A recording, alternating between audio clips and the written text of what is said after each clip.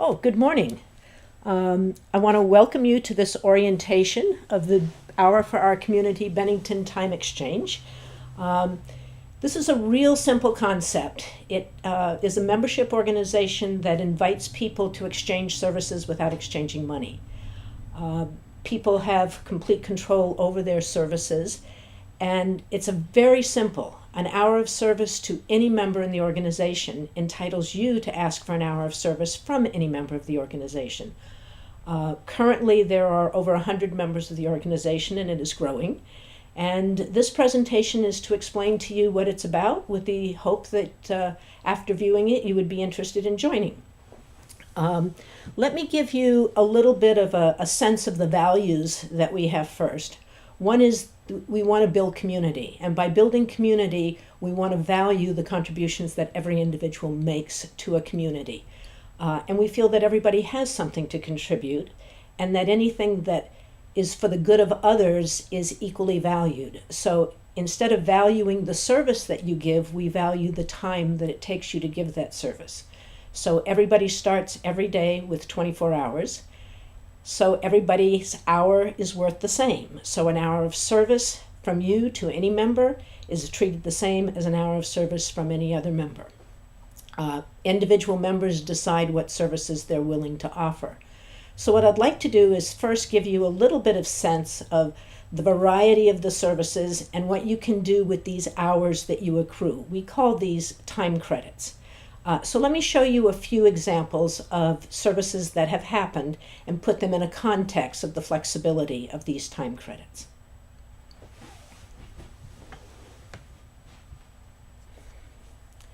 Exchanges can be extremely simple. For example, this is an instance in which a woman who lives alone can no longer lift 40-pound bags of water softener salt, and so a member exchanges. For an exchange, delivers water softener salt to her and puts it into her water softener. That's an example of something that's almost anybody can do. It's not a highly skilled exchange. There are some very skilled exchange. I don't have photos of those because they're done in private settings, but there are certified masseuse, Reiki practitioners, people who do body energy work, and those people exchange their service also on an hour-for-hour basis. One of the more common and popular services involves pets, whether it's pet care, pet sitting, doing that with the pet coming to your house, or doing it with you going to the owner of the pet's house and staying at their house while they're away. This little dog is well known in our organization. His name is Benjamin, and he belonged to a former member who had periods of extended illness, and so he made the circuit of a number of members who helped take care of him during her hospitalizations. And later, when she realized she could no longer care for him as he needed, one of the members adopted him and continued to bring him to visit her during the rest of her life. Some of the services are done one-on-one. So here's an example of a member, Bruce, who just installed the new shelf for a member. Other services are done as groups. In this particular instance, the woman in the middle, Jean, invited people to arrive at her daughter's house at 5 o'clock one evening when pallets of wood pellets were being delivered.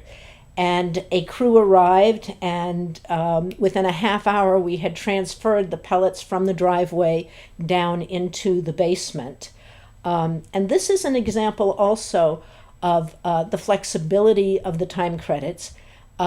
Jean gifted her time credits to her daughter, and so Jean is the one who paid the members, credited them with the service, but it's her daughter who actually benefited. So once you earn a time credit, it is yours to spend the way you want.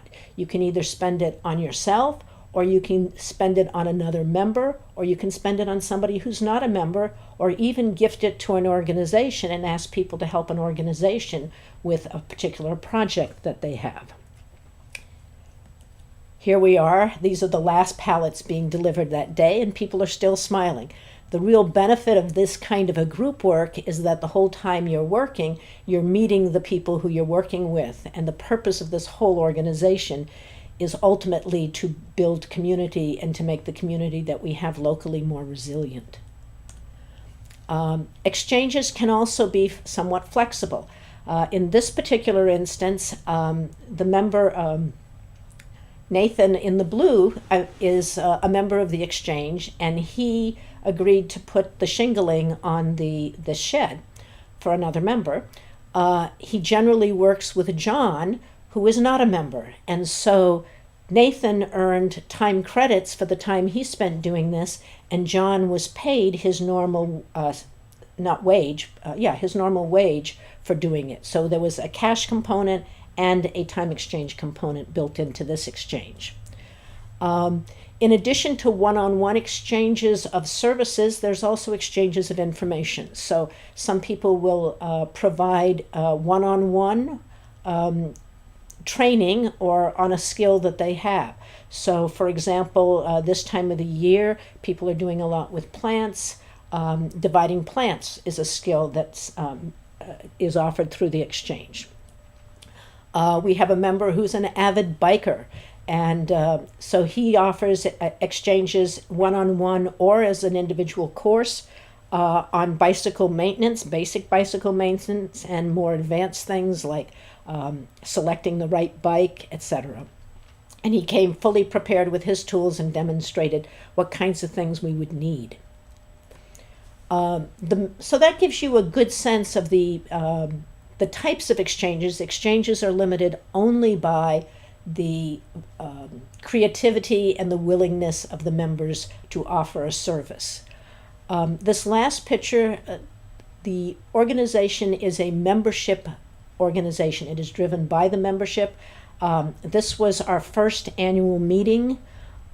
We are now approaching our third anniversary, and every year it's the members who direct the organization in terms of what way we want the organization to grow.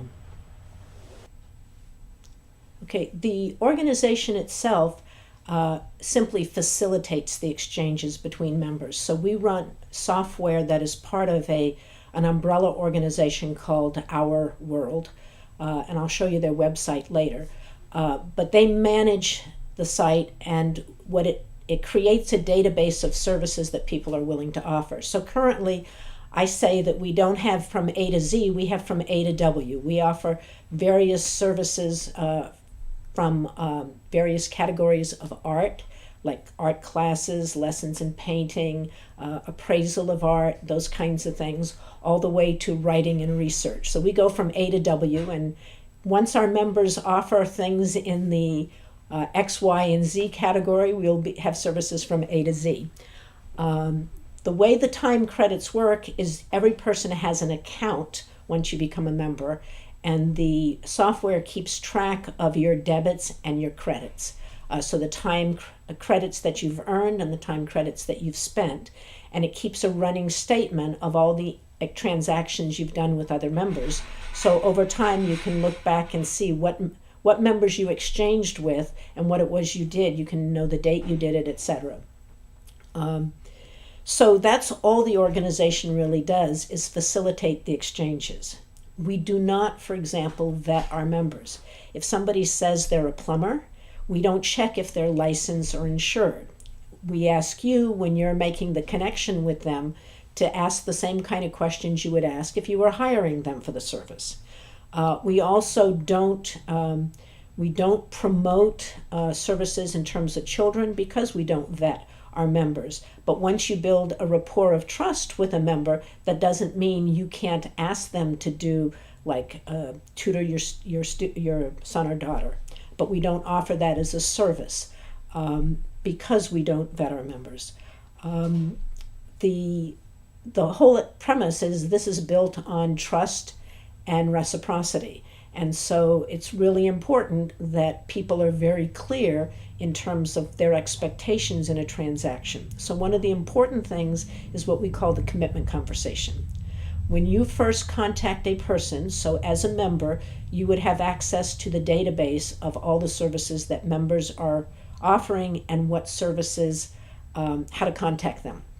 There's also an opportunity on the software, which we won't be demonstrating today, but there's an opportunity to put out a request for a service you want that hasn't already been offered.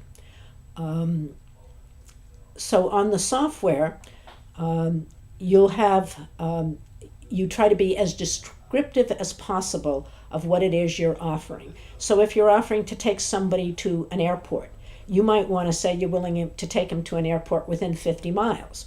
Or you might want to say you're willing to take them to Boston to an airport. We had an exchange that was done, and a couple who was going to Europe for an extended period of time got a ride through the exchange to the Boston airport, and 3 weeks later somebody else from the exchange picked them up at the airport. As you can imagine, this was quite a financial savings given the price of parking tickets, although the money piece of any of these exchanges is not the real focus of the exchange. The commitment conversation that you make with a person when you first talk about the transaction should include very specifics. So we were talking about how far you're willing to take them if it's a trip, or who's paying for the gas. Maybe you're just taking somebody to a doctor's appointment and you're saying, I'm not going to charge you for the gas because while you're there, I'm going to run a few errands, then come back and pick you up, and I'm only going to charge you for the time that I'm transporting you in the car. If you're going to stay at the office with them and wait till their appointment is done, then you charge time credits for the entire duration of the time. Sometimes you have to sort of weigh the time credits, and the important piece is just that the two people in the exchange agree. So for example, I've had somebody come to my house while I was away for 2 weeks. I did not pay 24 credits a day for that. We talked to each other, and the pet care that was involved, we agreed upon 3 time credits a day. The person had the enjoyment of a house that they felt comfortable in and being out in the country. So for them, that seemed an equitable or a reasonable exchange. So the real important thing is that commitment conversation with the individual with whom you're doing the exchanges, because the clearer you are there, the less likely there is to be any kind of a disagreement. There have been very few in the 3 years we've been in existence, very few disputes between people that haven't been immediately settled between them. However, as the coordinator, I'm available to mediate issues if they do arise. So I think at this point, your rights are that the time credits are yours. They're yours to spend as you want. You do not have any responsibility to do a certain number of exchanges in any amount of time. So for example, if you go 3 months and you don't do any exchange, nobody's going to get on your case. There's no requirement to do exchanges. So let's talk about getting into the membership part itself. In order to become a member, the first step is going to be to fill in an application for membership. So what I'd like to do right now is show you the website that you would use, and I'll introduce you to the parent organization at the same time. Okay, so our parent company and the one who manages the software that we use is called Our World, and you'll notice the spelling of Our World. The HOUR is for the time exchange, and OUR is that we're creating a strong community of our own. And so what you would do is you would go to ourworld, all one word, .org, and this site would come up. And as you can see from the map below, there are a lot of these time exchanges in the country. There's a large concentration on the North Atlantic coastline, but it's spreading. And so this is not an idea unique to this area. But to be a member, you need to be in a geographic area where you can actually exchange services. So for our community here in the Bennington area. We service areas, go to Cambridge, New York, Hoosick Falls, Pownell, Williamstown, probably as far north as Arlington. We could even have members who go further, but then it gets more distant for the exchanges. But we're not geographically restricted to just Bennington.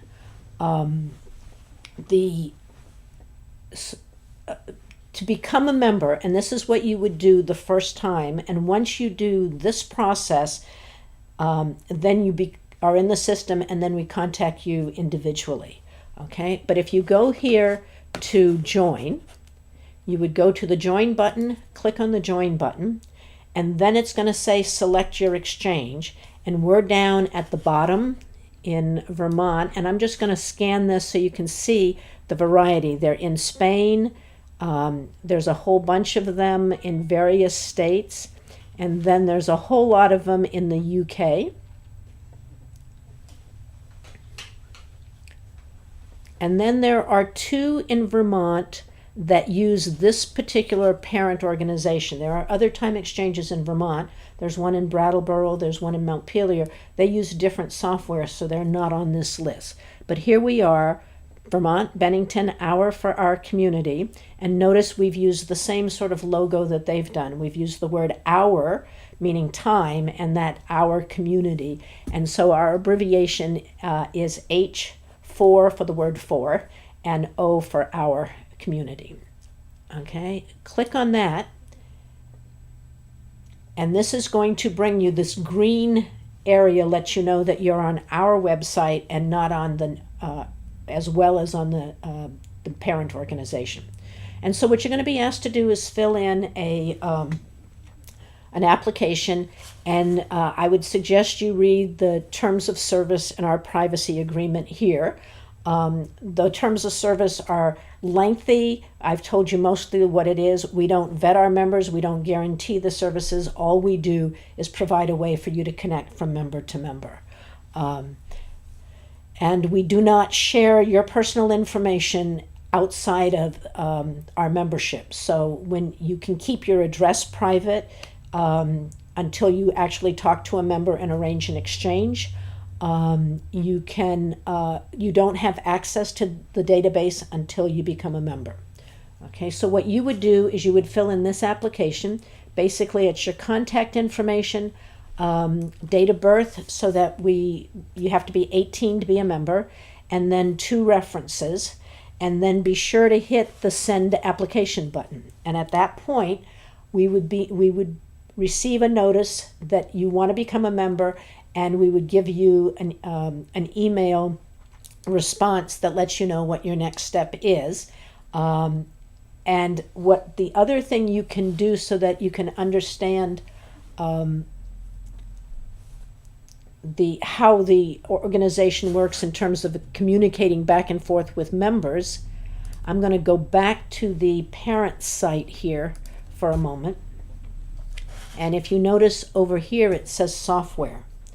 And if you go down to member video, I'm not going to play the video now, but there's a video there that will demonstrate how to use the software to put in a request for an exchange or to offer a service. And so you'll see that it's a fairly comfortable and intuitive software to use. But once you've filled in the application, we'll be contacting you and providing you with some assistance in terms of these next steps. So hopefully you will consider joining us. And so we hope to hear from you. Remember, the next step for you is to hit the join button, 379-5951. Again, it's 802-379-5951. And be sure to leave a message and your number. So many people think when they call a phone number now, you know exactly what number's calling, but that's not always true. I should also mention this is a membership organization, and so there is an annual membership donation that is requested. It's $25 and 2 time credits, so 2 hours of service that you've rendered that you're not compensated for. Usually it's to the organization, but it could be to another member. Or we don't want money to be an issue for anybody, so the other option is to do 4 time credits as part of your annual membership. But we can explain those things more, and looking forward to hearing from you either through a phone or through an application on the membership. Thank you very much.